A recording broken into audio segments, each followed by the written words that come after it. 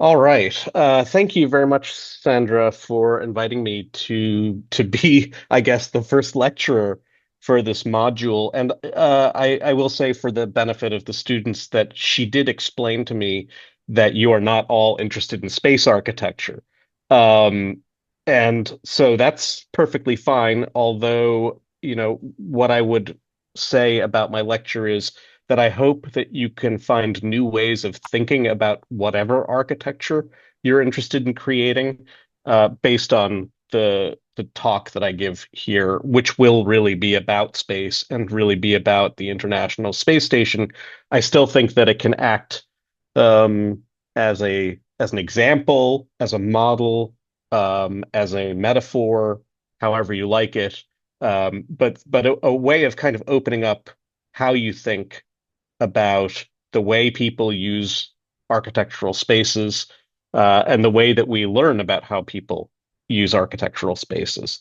If there are any questions at any point, please feel free to interrupt because there may be questions or there may be concepts that I introduce that are new to you. In fact, I'm sure even just the idea that I'm talking about space archaeology is unusual. So in fact, actually, I'm going to start with that very basic issue. And I realize, being an archaeologist, my work in the past was on the ancient Greeks and the people that they encountered around the Mediterranean 2,500 years ago. But it was in around 2008 that I started to think about uh, people living in space and the kind of research that archaeologists like me could do to try and understand and try to explain how we live in space, whether that's the same as how we live on Earth or it's something very different. The only way to know, in fact, is by studying it. So I know that probably seems very strange to you because, as I said, I started out doing the traditional kind of archaeology, thinking about the ancient world, thinking about ancient people. But it is the fact that archaeologists have been looking at our contemporary world since the early 1970s. In fact, so more than 50 years now. And what you're looking at here on the right, this is William Rathje, who was an archaeologist at the University of Arizona, which is in the city of Tucson. And he was the person who created this kind of concept of doing an archaeological investigation, not only of a contemporary society, but of the society he actually was living in. So what he did as an exercise to kind of understand what is it that archaeology actually can tell us, you know, let's say in the situation where we already know a lot about the culture we're studying because it's us. um, he was able to convince the city sanitation department of Tucson to provide samples of people's garbage on a weekly basis. So this was dropped off in the parking lot behind the anthropology building at the University of Arizona every week, and he and his graduate students cataloged all of that waste and tried to understand how much of the different kinds of things there were and what that might tell them about the people of their community. And what was particularly interesting about this study is that once they finished going through the material, they then went and talked to people in the neighborhoods that the trash was being sampled from. So, in fact, actually, they started talking to people about how they understood their own lives and how that related to the material that was recovered. And they found some very interesting phenomena. And for example, that people did not always, what they said was not always the same as what they did, really. So for the one really clear example I can point to easily is that Latina mothers in Tucson universally said that they fed their small children food that they had made themselves, we would say from scratch in English. And they were actually, those households were throwing away just as many jars of commercially available baby food from the supermarket as any other households that had small children. And the point of this is not to say that Latina women were lying, or that they were uncooperative with the investigators, but more to say that they were presenting an identity for themselves to an outsider that they thought was important, that aligned with what it meant to be a good mother. And so this really revealed that archaeology can show the difference between how people construct their own identities and what they actually do. And this is going to become important when I talk about the International Space Station, because the first thing you might say is, why don't you talk to the astronauts and ask them what their lives are like? We can do that, of course.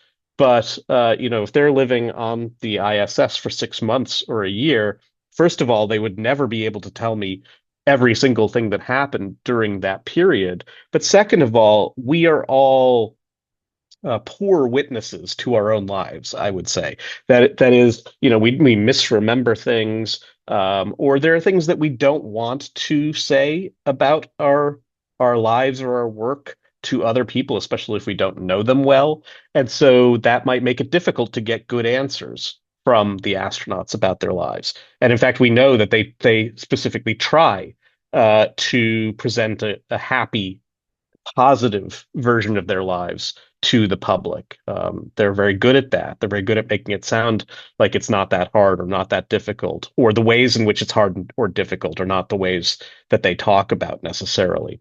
So the point is that archaeology, because it focuses on a certain kind of evidence, that is what we refer to as material culture, that is the objects that surround us and the built spaces that we inhabit, because we focus on that evidence, we can provide a different window, not a correction exactly, but just a different view of what is actually happening, that can be compared or contrasted with what people say. And just to give you a couple of other quick examples of contemporary archaeology more recently, on the left, you're looking at a Ford Transit van from the 1990s that was used by the University of Bristol in the UK by the archaeology department. And when the van finally died, they did an excavation of it. They took it apart piece by piece to see what they could learn about their own activities and also about the previous owners of the van. So you see all the parts of it spread out here. And then on the right, a particularly inspiring project to me. These are all backpacks that were recovered in the Sonora Desert by my friend and colleague Jason DeLeon, who created what's called the Undocumented Migration Project, where he was trying to understand the lived experience of migrants who are crossing from Mexico into the United States. And it was his work on this project that in some ways gave me the key to figuring out how to do an archaeology of a space habitat that I myself cannot visit. I'll talk more about that in a second. But space archaeology is a subfield of contemporary archaeology. And what we mean by space archaeology is really the study of material culture associated with human activity in space, or with human activity that happens on Earth, but that is directed at space. What do I mean by this? Well, on the one hand, I certainly mean missions like the Apollo missions that went to the moon and that left behind all kinds of equipment, like the lower half of the lunar module or the objects that you can see in the background here, whether those are scientific experiments or things like the flag. On the right, you're actually seeing a map that was created by a colleague named Beth O'Leary, who has now retired from New Mexico State University. She was really the first person to do any kind of real space archaeology, inspired by a question from a graduate student about how to protect heritage in space. She decided to actually figure out what had been left behind at the Apollo 11 site. And she did this by searching through documentation. You might say this is one of the most documented events in human history, and there were hundreds of millions of people watching it live on television as it happened. But the fact is that nobody really was aware of what had been left behind because some objects were never intended to be left behind.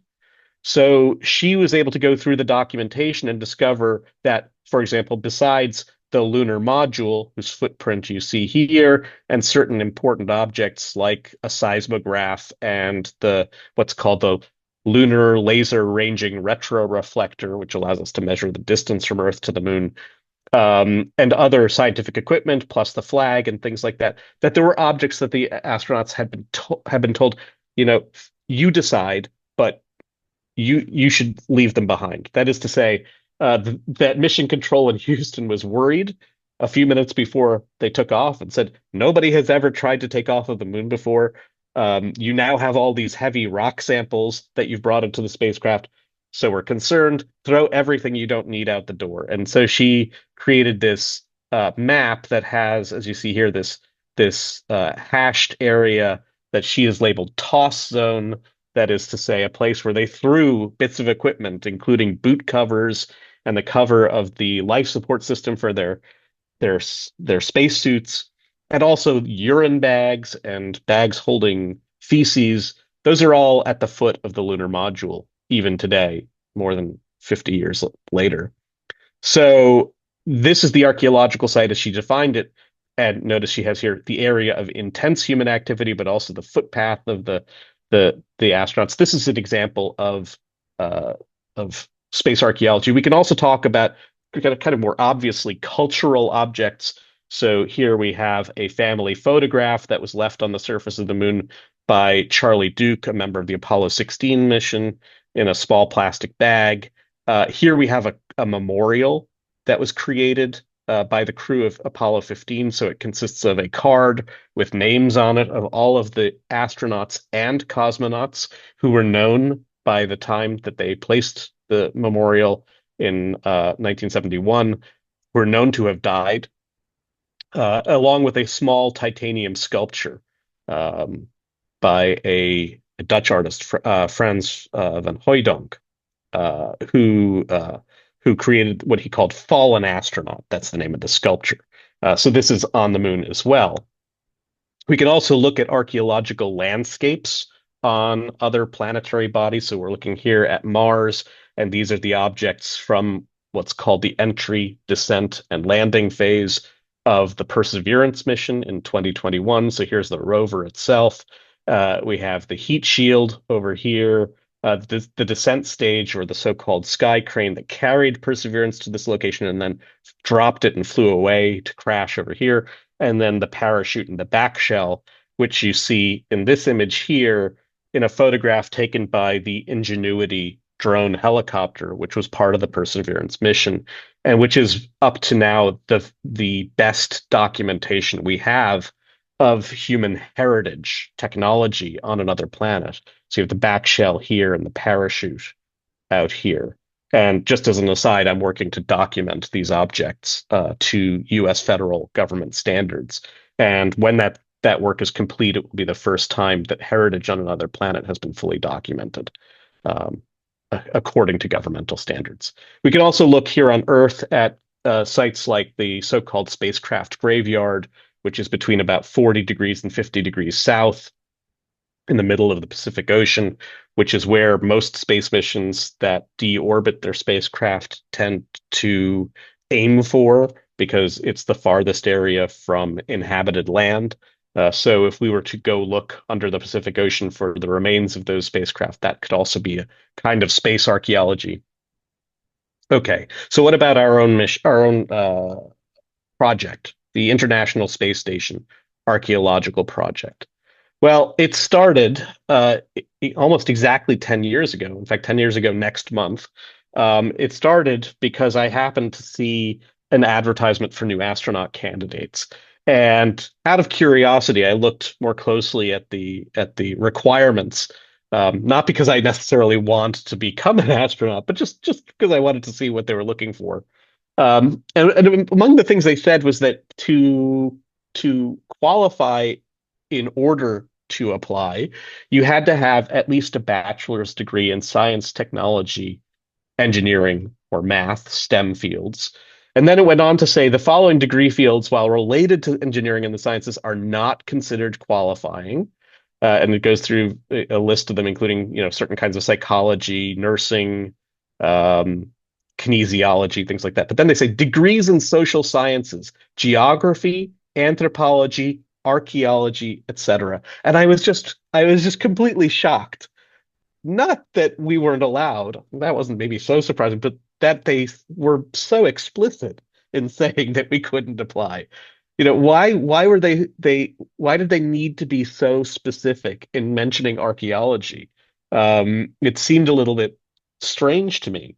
And I will also say a bit frustrating because uh, I knew, especially from the fact that no degrees in social sciences are qualifying, that they actually have a very poor understanding of the society that a crew of a spacecraft creates and the culture that they use to structure that society. And I knew that they wanted to send people on a 3-year round trip mission to Mars.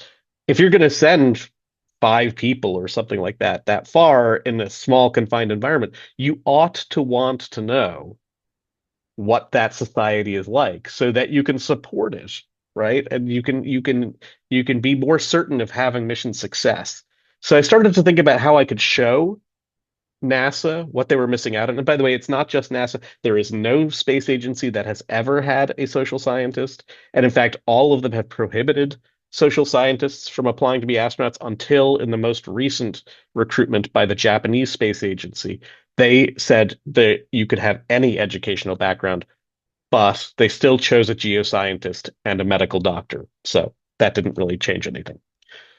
Anyway, so I started thinking about like how could we study a site, and what site could we study? The International Space Station, which at that point had been occupied for 15 years, seemed like a really good target. But I still had to figure out how, since they just told me I couldn't be an astronaut, and none of my colleagues can be astronauts, how I could study it if I can't go there. And the way that I figured out to do that, so you have here, a cosmonaut exercising in the Russian part of the space station, and me at a site in Spain taking notes. What I figured out was that we could actually use photography to do this. We could use photographs. In fact, I should say, like the photograph that you're seeing here on the left, we could use those photographs as archaeological data. And it was because of that undocumented migration project that I realized we could do this. Jason, again, the PI of that project, had given disposable film cameras to migrants on the Mexico side of the border and retrieved those cameras from them on the US side of the border so that he could see aspects of their journey that he could not otherwise observe. And I realized that they had been taking photographs on the ISS the entire time that it has been occupied since November 2nd, 2000. So 25 continuous years of occupation now in just a couple of weeks. Not only have they been taking photos that whole time, but they've been using digital cameras instead of film cameras. So there are many, many more photographs than of any previous space mission. And those images have metadata in their files that allow us to put them in chronological order very easily. And so we can use those images if we can capture who is in a photo and where they are in the photograph, sorry, not just in the photograph, but in the station, and what objects they're associated with. For all of those photos in chronological order, we can start to talk about the long arc of behaviors and associations of life in a space habitat. So that was kind of how we started. And the idea was to examine the concept, as you see here, that the crew of a spacecraft are a quote unquote micro society in a mini world. And I just want to note this is from a US National Academy of Sciences report from 1972 that really nailed it. This is what we're interested in, this micro society in a mini world. Our project is, as Sandra noted, the first full-scale archaeological investigation of a human habitation site in space, and we use the material culture, its objects and built structures, as our primary evidence for understanding the station's society. We are interested in these questions, how humans adapt to long-duration spaceflight, because we are not evolutionarily adapted for that, specifically for the isolation, the confinement, and the microgravity of life in low Earth orbit. For your work, this may be particularly interesting. We want to understand the relationship between the way space technology and space architecture have been designed and intended to be used and the way that they're actually used. And those things are not the same. And finally, we're interested in showing how social science perspectives and methods can contribute to improving life in space. As I said, I also work on the ancient Greeks. They died a long time ago. Anything I discover about them won't help them. But here, working on a contemporary society, I actually have the opportunity to provide some actionable information that can help designers like you to do your jobs better and make life better for the people you're designing for. So I'm going to give you some examples of work that I've done. So first of all, if you're not familiar with the ISS, this is what it looks like. We're looking at it from basically the Earth perspective from below. And there are two main parts of ISS. The forward part, this is the front end of the space station as it flies across Earth, is the US orbital segment. And then behind it is the Russian orbital segment. So there's a series of modules here and a series of modules here, and they're connected at this point. And this was the image that really started things for me. This is a photograph of obviously three people who lived on the space station for greater or lesser periods of time. They are located in a specific part of the space station. So we have a NASA astronaut here, a Japanese space agency, JAXA astronaut here, and a Hungarian American space tourist here. These three individuals are all within the Russian module. So none of them are Russian, but they are in the Russian space. So that gives us a sense of some of the international, nature of ISS. And you might notice, as I did very quickly, all of the things that are on the wall back here. And even there are some things on the galley table here where the crew eats. There's an open crew berth door here. There's a closed door to a different crew member's berth on this side. Behind these figures is actually a portal that goes, excuse me, goes to a spacecraft sometimes if a spacecraft happens to be docked here. And there's also a latrine, a toilet, located back here.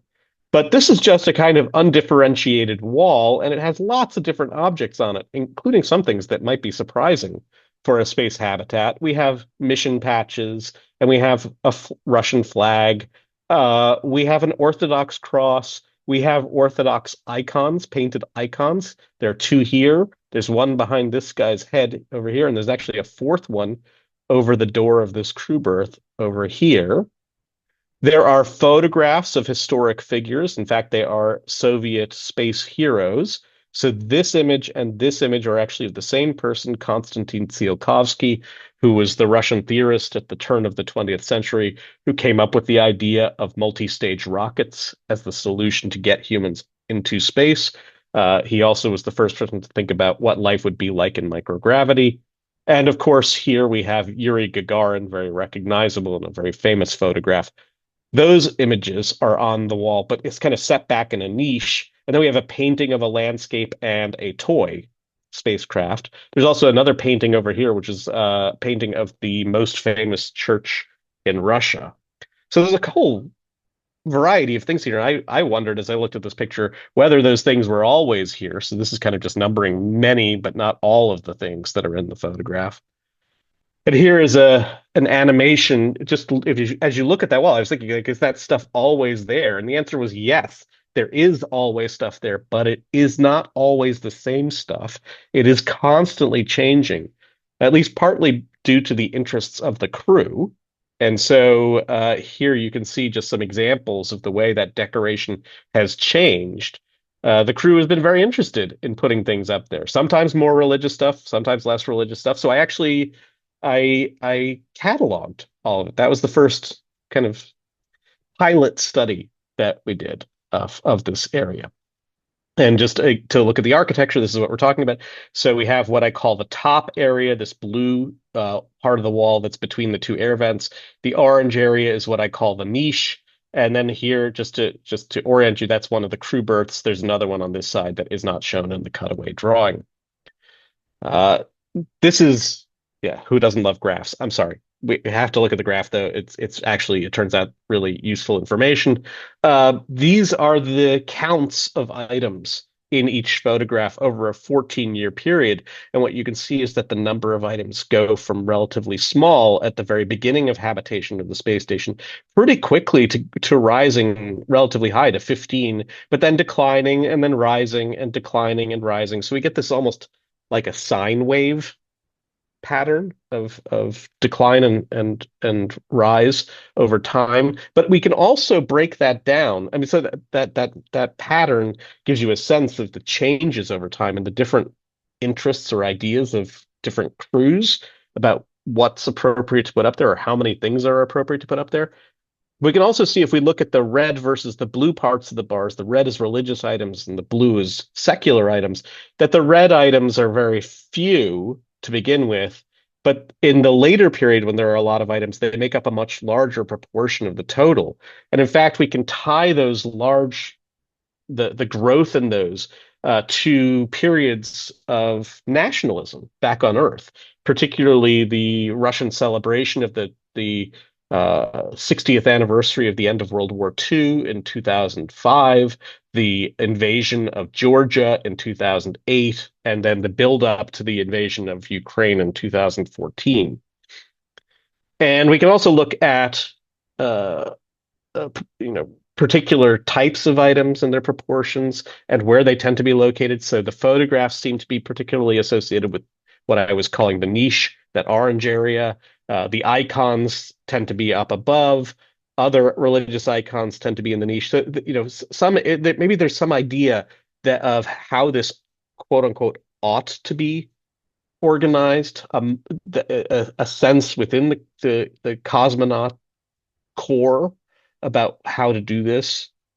This is the most famous image, of course, and also the most common image. It actually first appeared on ISS in 2002 and has been on that wall in every single photograph since it first appeared. It has never left that wall. And it's the only object that we can say that about, and it really gives the sense of Yuri Gagarin as a kind of secular space hero or saint that is maybe even in some sense protecting the the Russian crew. This is the second most common object, is a religious object, and I think that certainly from an American perspective, this is surprising because religious objects would not be permitted on the walls of the U.S. segment because it is U.S. federal government property, and the concept of a separation between church and state is enshrined in our constitution, and so that would not be considered appropriate, and it therefore doesn't happen, but it very much happens on the Russian side of the space station. And this object appeared half of the images. It was very, very common, this icon. I just quickly want to point out one example that kind of falls outside of the period, the 14 years that we examined. I continue, whenever I see photographs of this area, I continue to look to see if, what kinds of things are on display there. So this is from 2021, as you can see. You can see this is the niche here. We've got a German flag. In fact, there were flags for members, all of the people who were on board, their nationality. We have a different photo visible here of Yuri Gagarin. The one that I showed you was also present in this, on this wall we can see a different one. There are also two pictures of the recently deceased Alexei Leonov, the first person to perform a spacewalk. So he's been added to the Shrine of Heroes at this moment.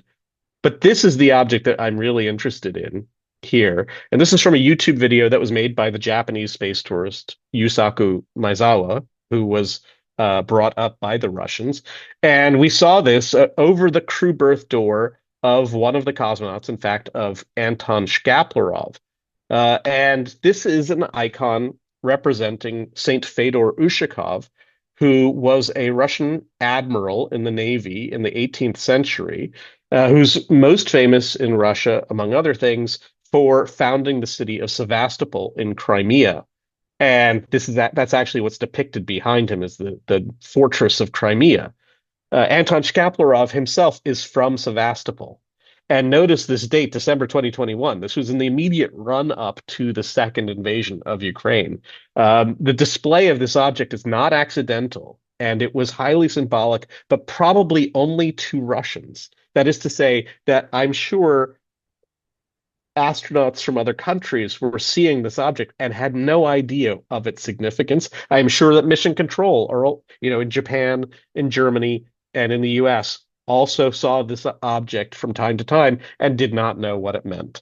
But this was a real claim of the connection of Crimea to Russia, and to Russian Orthodoxy that was being made by Anton Shkaplerov. And it's because we were paying attention to this visual display that I was able to recognize that. And also with the help of a colleague who specializes in Russian icons, who identified which figure this was. I also want to note that we were able to identify as well that this was not the first time that cosmonauts had created a visual display in this kind of architectural space. You are here not looking at ISS, you are looking at the Mir station, but the Mir core module basically is an architectural clone, or I should say in the opposite direction. The Zvezda module that we were looking at on ISS is a clone of this one. So it has the same architectural design and parameters. And here on the wall between the two vents, we have a portrait of Yuri Gagarin flanked by two icons. And you can't see anything behind because of these flags for the Russian and the European uh, uh, crew members who are in this image. But we did find, in other words, that there was a long-standing Soviet and Russian tradition of decorating this wall, even though it didn't have any accommodations or affordances for that kind of behavior. They decided this is an undesignated space. It's where we live and we want to decorate it maybe the way that you or I might decorate our refrigerator door or something similar, something that says something about our identity, the identity of the family, and also that indicates the distinction between or the lack of distinction, I should say, between our living and our workspace if we're in a space station. So that's really interesting. We could even trace it back, as you see here, possibly as far back as Salyut 5 in 1976. These were predecessor space stations to Mir. And here's a photograph of Yuri Gagarin again on the wall between these two cosmonauts. Okay. I'm actually going to kind of race through this next one so that I have a little bit of time to talk about our experiment on the space station. But one of the things we were able to do with the photographs is actually study who was where over a 20-year period, not by using the photographs themselves, but by doing an analysis of the captions, the metadata that was associated with these public photographs. They were all on the website Flickr. So we scraped the Flickr site for these photographs, and the captions would say something like Jessica Meir and Andrew Morgan work on the waste and hygiene compartment in the Tranquility module. And because there were at that time about 250 people who had been to ISS, a very small group, and we knew that the gender of all of them, and we knew the nationality of all of them, and we knew their space agency affiliation, we actually, for 6,000 photographs, could connect individuals with locations and say who was in those locations by gender, by nationality, and by space agency affiliation. So here you're looking at, again, another graph, but here we have the US segment from the Japanese module at the top to what's called the cupola at the bottom. And then we have four modules of the Russian segment here. This last bar is the actual population of ISS between men and women. So women make 16% of the population in this survey, and men make 84%. And what we really want to do is compare this bar to all the others. And one of the first things you can see is if we look at the Russian side of the space station, that women are far underrepresented compared to their actual proportion of the population on ISS. This is not so surprising because by 2020, which was when we did this, the Russians had only sent one female cosmonaut in all of those 20 years to the ISS. So it's no surprise that women are not seen as often in the photographs there. However, if we look at the US segment up here, the bars do not reach the 16% threshold in any of the areas except for one. In this module here and this one here, so the Japanese experiment module and the US airlock, they're pretty close. Also in the US lab, pretty close to 16%, but not quite there. Lower, certainly, in the European lab, in what's called Node 2 and Node 1, which is where they eat, and Node 3, which is where they exercise and also where the toilet facilities are. So women are underrepresented in images of those locations as well, which is very striking, especially when we compare it to the cupola, which you have probably seen, or maybe you can currently see my background image for this Zoom. That's what it is. It's this window looking out at Earth, beautiful location, and women are represented in 24%. 24% of the people who are seen in the images there are women. That's 50% higher than their actual percentage of the population. So what that seems to reveal is that NASA Public Affairs, which is the office that decides to publish the images, has at least an unconscious bias towards showing women, particularly in this aesthetically pleasing area, as you see here with the astronaut Karen Nyberg looking out the window, to publish pictures like this, but not to show women as often in areas of exercise, eating, hygiene, and even science. If we look at the pattern for nationality, there are also some interesting trends. In this case, the US is red, the Russians are this blue color. The bars are organized in the same fashion. So here's the Russian module, and you can see that the Russians dominate in this area. That those blue bars in the U.S. segment, the Americans dominate. But even more than that, we can see that the Japanese here, this green color, are one of basically the third largest group in their own module, and not only that, but appear three times more often than their actual proportion of the population. And in the European module, European lab, this olive color here, this is the Italian crew. Italians appear four times more often than their actual proportion of the population, which indicates that there are actually highly nationalized parts of this supposedly international space station. And our interpretation of that is that this is an artifact of the decentralized management system of the ISS, and the idea that ISS is the each of the different modules is managed by their own space agency. So what that means is that you don't, when you're creating a schedule of the crew, you're not saying, well, whoever is available works on the next task that comes up. Instead, you're saying, oh, because this is a European task, it's a European crew member who's going to work on it.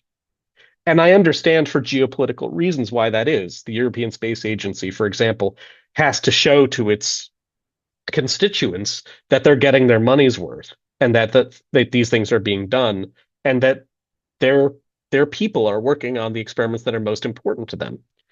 I would simply say that it's not the most efficient way of organizing the crew, especially when the crew does not work on the things that their education has led them to specialize in. You don't generally have only microbiologists working on microbiology or only material scientists working on material science. Instead, the crew is led through procedures. They receive training on the ground, but they also have procedures that mission control walks them through as they are completing tasks. They are expected to be able to perform any task. So you could actually distribute them almost randomly around the station, and that would actually probably be more efficient, which is worth thinking about when you consider that the ISS is the most expensive building project that humanity has ever undertaken. And estimates range from $150 billion up for what it has cost to build and maintain the spacecraft over its lifetime. So for people who are designing uh, uh, a kind of extreme architecture, I would say you also need to think about what is the structure under which tasks are managed. It's not just the architecture itself, it's how it's going to be used. Okay, so this is what I wanted to spend a little more time on. In 2022, we actually had the opportunity to carry out the first archaeological fieldwork off of the Earth. And this was an experiment that happened in 2022. And it was basically designed by my collaborator, Alice Gorman. She's my co-PI on this project. Her idea was to replicate one of the most basic archaeological tasks or techniques in space. And you're looking at it on the right side. By the way, we called this the Sampling Quadrangle Assemblages Research Experiment for reasons that will become clear in just a second. But everything in space has an acronym, so we were able to call this SQUARE.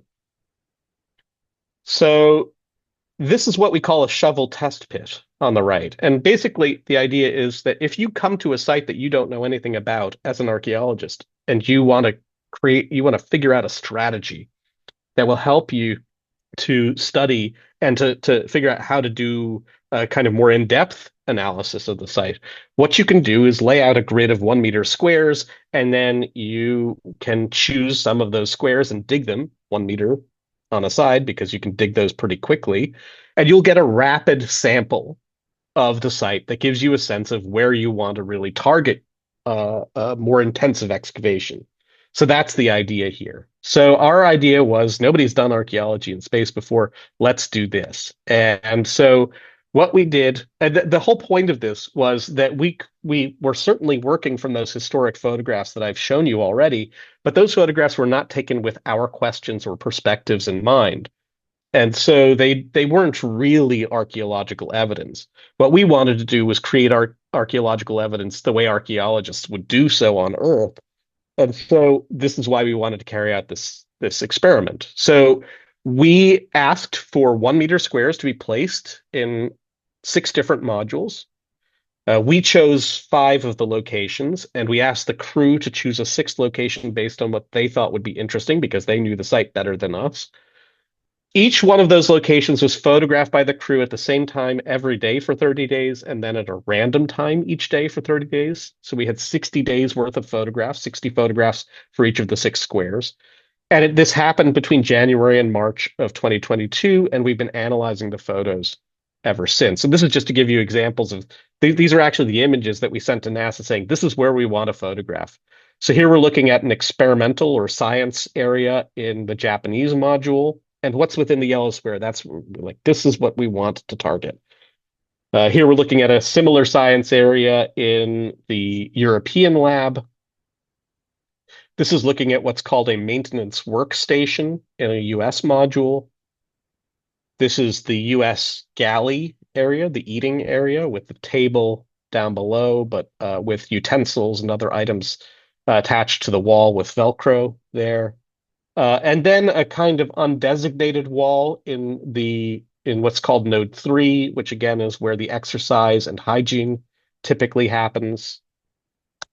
And then finally, this is a very bad picture, I apologize, but this was the area that the crew chose, which is their sort of office workstation in the US lab. And I'll show you our pictures in just a second. They'll be much clearer. But this is basically the areas that we were looking at. We asked to look at Russian areas of the space station. We were not given permission, unfortunately, for that. We're even though I'm American, Alice is Australian. We're not interested only in the American part of the space station, but that was what we had access to. So that's what Square covered. So here you are actually seeing NASA astronaut Kayla Barron on January 14th, 2022. She is about to take our one giant leap for archaeology in space. She is about to place a small piece of tape, adhesive tape, on the wall, marking the upper right corner of the very first square.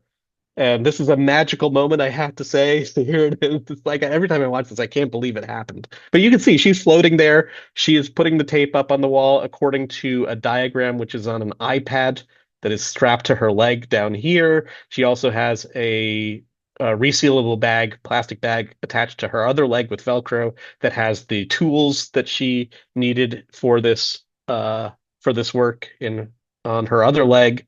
This was it. Incredible. Couldn't believe it. It was 6 o'clock in the morning here. In fact, basically like now, in January of 2022.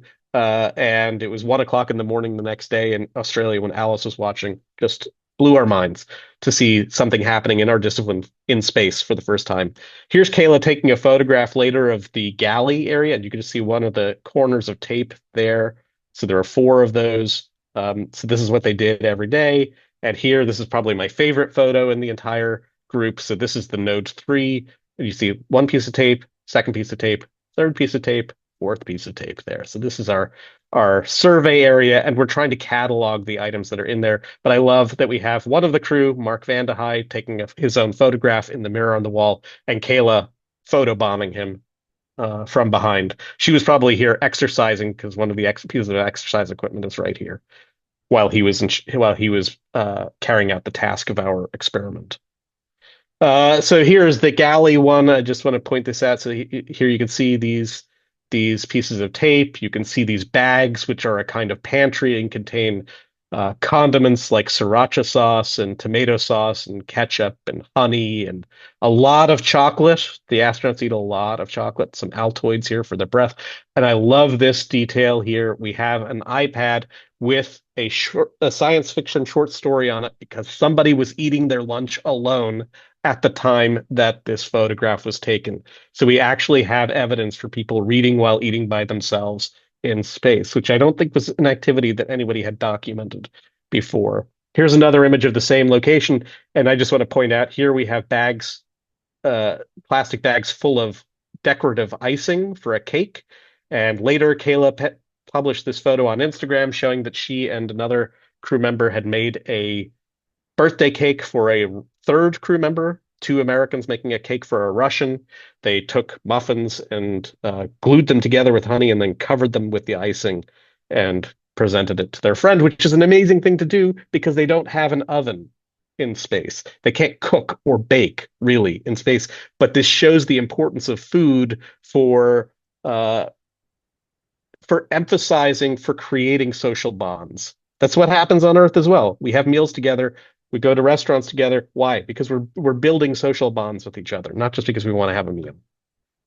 Here is that Japanese module area, so you can see what we're capturing. And you see the difference of this location. And here is the European module, same thing. This purple light or pink light is from a plant habitat that was right next to the area we were documenting. But there's also in the science area, there is communication equipment, microphones, and there's also sometimes a video camera in this location. So it's not just science, there's mixing of activities here. This is the office space. I love that they use a paper notebook in this high-tech environment. They're writing notes for themselves and for each other in this paper notebook. And then we have here this maintenance work area, which I'm going to go into a little bit more detail if I have. I'll take a few minutes to do that. This is the location that we documented. We're trying to capture the identity and the location of every object within this space and discover what's really going on here. This is me actually tagging all of the items. I had to draw polygons around all of them and enter information about them. It took me 2 to 3 hours per photograph to do this. Very time-consuming and painstaking work.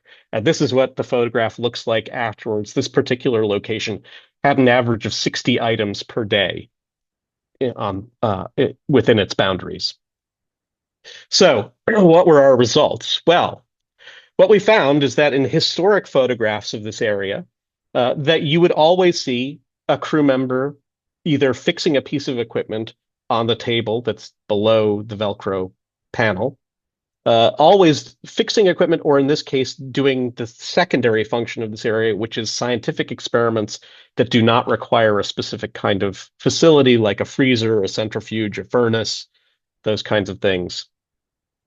In reality, in our survey, what we found, and here is just some data about what we found here. What we found is that this area was never used for maintenance in the 60 days we looked at, and it was only used for science on 4 occasions.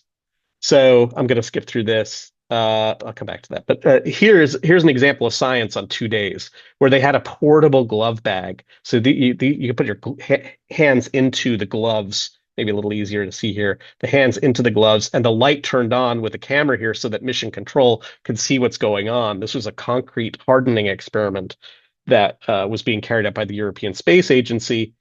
And this is what was being manipulated inside the bag. So this is 2 days of science. There were only 2 other days of science the entire time. More often, I know this is hard to look at, but this is 8 days in a row. And I think you can see that nothing really changed. Every one of those photographs is essentially the same. The only thing that's really moving around is this white microphone cable. That changes its position, but basically nothing else is moving around, which indicates that the area wasn't being used actively. Instead, it was being used passively for storing items. That actually became its primary function over the course of our study. So if you look at the design parameters for this area, the maintenance work area, in the standard published by NASA, there were 7 priorities that were given for this area. The first one was maintenance. The second one was science. Storage was number 6. But we found that it actually was the most important because of all of this Velcro that was located on the wall, which Alice's term for this, which I really like, is that the Velcro is a kind of gravity surrogate. In other words, it stands in, it's a simple technology, but it stands in for what we need and want and expect. That is, when we put something down, that it stays where we put it. And this area has a ton of gravity because of all of the Velcro, both on this metal panel. There's 40 pieces there, but there's actually many more pieces on the wall, both above and below it, that were placed there in response to some need or contingency by the crew. And so, because of that, this area attracted all kinds of items that have nothing to do particularly with maintenance. And this is really what I was talking about when I said the difference between how things were designed to be used and how they're actually used. What we're doing here is a kind of, in architectural terms, a post-occupancy study, right? And so we discovered that the historic photos do not accurately represent this area because they're only taken when somebody is doing work here. But when nobody is doing work here, the space still has a latent function, the storage that I mentioned, which turns out to be much more common and therefore, in a sense, more important. So if you're designing a maintenance work area for a future space station, you probably either want to make storage a more important function of this kind of area, or you want to provide more and better storage someplace else. So I know I'm up against an hour now, and so just in the interest of time, I'm going to stop there because that's the most important lesson that I have. I could also show you the other location that we've fully documented, but I'll stop there because I want to make sure I leave time for questions.